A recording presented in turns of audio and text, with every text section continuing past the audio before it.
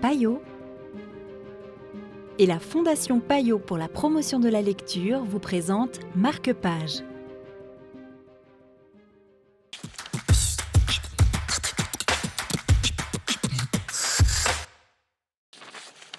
Bonjour et bienvenue dans Marque-Page. Aujourd'hui, nous vous proposons Quelqu'un à qui parler de Grégory Panaccione aux éditions Le Lombard. Ceci, ici à Genève, grâce à Guillaume Collier de Payot Libraire. Alors, Grégory Panaccione, c'est un auteur qu'on avait découvert avec Un océan d'amour et qui était un peu spécialisé dans les BD sans texte. Il vient de l'animation, donc il a une narration très très fluide, très aérée. Et il a décidé d'adapter là un bouquin, moi, que je ne connaissais pas, qui était passé un peu inaperçu, et dont le pitch de départ est assez rigolo, quoi, assez cocasse. C'est un gars en pleine déprime qui, un soir de grosses murges, décide de se rappeler lui-même. En fait, il appelle le numéro dont il se rappelle, le seul, c'est-à-dire le numéro de son enfance, et il tombe chez lui avec lui-même en petit garçon, 30 ans auparavant. Et donc ils vont échanger, mais d'une manière complètement libre, parce qu'ils n'ont rien à se cacher finalement.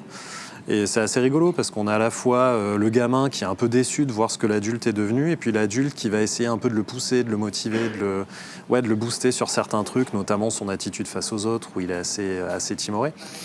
Mais ce qui est intéressant, c'est que la version adulte, en fait, va évoluer. On le voit vraiment grandir et s'amender, s'améliorer au fur et à mesure.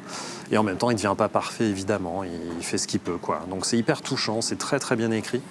Et c'est une des toutes belles BD de la rentrée. Ouais. C'est vraiment un super livre. Et qu'est-ce qui vous plaît dans l'animation ? Dans l'animation. Son style d'animation ? Il a un côté très, à la fois très rond, très fluide, et une narration qui est extrêmement... c'est linéaire, mais sans que ce soit un terme négatif. C'est vraiment très, très lisible, en fait. Il a réussi à fluidifier complètement le récit, qui aurait pu être assez casse-gueule s'il avait été trop enfermé dans des cases, quoi. Merci beaucoup. Avec plaisir. C'était désormais officiel, je n'avais plus rien, plus de travail, plus d'argent, rien. Je m'étais jamais senti aussi bien. C'était Quelqu'un à qui parler de Grégory Panaccione pour Marque-Page. On se donne rendez-vous bientôt chez votre libraire pour la suite de l'histoire.